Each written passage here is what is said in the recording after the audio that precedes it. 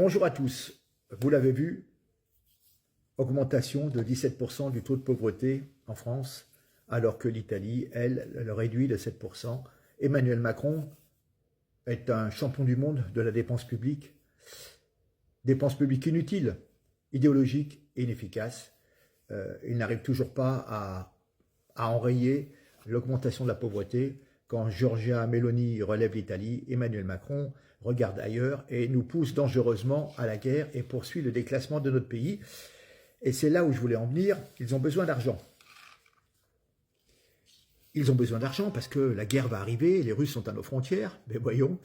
Je rappelle quand même que dans tous les autres pays, personne ne parle de la guerre. Il suffit de regarder la presse étrangère et de traduire.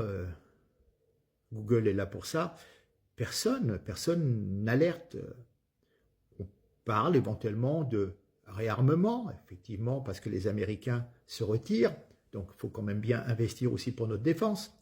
Mais personne ne crie au feu. Et seul Macron en a besoin pour se maintenir au pouvoir, vous l'avez bien compris.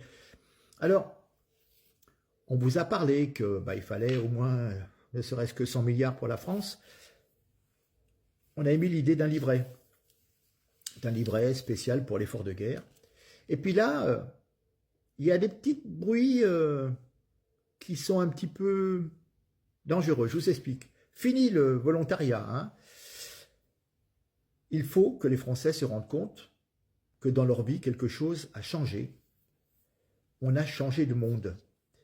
Alaminck, présenté comme un essayiste, alors qu'il est conseiller d'Emmanuel Macron, nous parle d'un emprunt forcé. Une épargne, mais c'est juste, on vous force pour une épargne, hein, mais c'est pour vous aider. Alors, c'est donc ancien conseiller politique, essayiste Alaminck, qui appelait le 11 mars sur France Info pour la mise en place d'un emprunt forcé pour tous les Français qui payent l'impôt sur le revenu, afin de financer l'effort de défense de la France au vu de la situation internationale. Il parle d'une situation internationale et on est en train de signer la paix et lui, il crie à la guerre. Mais bref, la meilleure façon de financer la défense est de faire un emprunt forcé. On demande aux Français qui payent l'impôt sur le revenu, donc les plus modestes ne payeront pas, hein. Ceux qui sont au RSA non plus, si vous voyez ce que je veux dire. Donc ils sont protégés, et on demande de prêter à l'État la moitié du montant de votre impôt de l'année dernière. Voilà, donc il se défend de dire que c'est un impôt déguisé, car cette créance sera remboursée, elle portera un intérêt de 3 ou 4% au terme d'une période à fixer, disons 5 ans.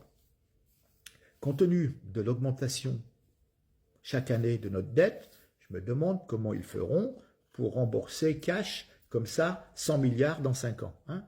On n'est déjà pas capable de rembourser ce qu'on doit ailleurs. Alors il nous dit, je vais lui lire, Alaminck nous dit « Je pense que le discours de mobilisation du président ne peut tenir que s'il y a une mesure qui impacte la vie de chacun d'entre nous. Il faut que les Français se rendent compte que dans leur vie, quelque chose a changé. » J'ouvre une parenthèse. Nous sommes en guerre. Je ferme.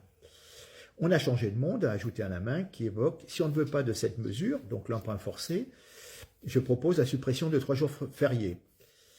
Mais il nous dit, je sais que c'est un combat perdu à cause du climat politique où l'on n'ose rien faire, mais ce n'est pas une raison. Voilà. Voilà quand même à quoi nos élites pensent. Récupérer toujours plus d'argent. Ils ne savent pas faire d'économie, mais par contre les dépenses, c'est pas un problème pour eux, c'est pas le leur d'argent. Et puis, je vous rappelle que notre fantastique Sandrine Rousseau, en avril 2024, disait « Allons chercher l'argent chez les Français jusqu'à contraindre les épargnants. » Voilà. Vous êtes prévenus, vous entendez comme ça des sondages, tout le monde est d'accord avec la guerre, les gens sont prêts à aller se battre. Oui, parce que défendre les Ukrainiens, c'est nous défendre nous aussi, etc., etc. Non, non, non, non. C'est pas un pays avec 150 millions d'âmes qui va occuper toute l'Europe. Loin de là. Ne nous mêlons pas de certaines affaires. Bref, je ne veux pas revenir là-dessus. Sachez que on lorgne sur votre argent et sur les économies des Français. Nous sommes le pays où l'on prélève le plus d'argent avec les impôts, directs ou indirects. Bref, allez, je vous laisse, mais sachez que soyez attentifs, faites attention à ce que vous entendez. Et il y a des douces promesses, on va faire comme ci, on va faire comme ça, et puis on vous en parle, c'est indicatif, et puis après ça devient autoritaire. C'est comme avec l'histoire du Covid, il y avait des choses qui étaient conseillées, puis après c'est devenu obligatoire, et après vous n'avez plus le droit de sortir de chez vous. Privation de liberté le plus totale, et là, privation de la liberté au niveau de votre argent et de votre épargne. Allez, à très bientôt, merci, faites passer, au revoir.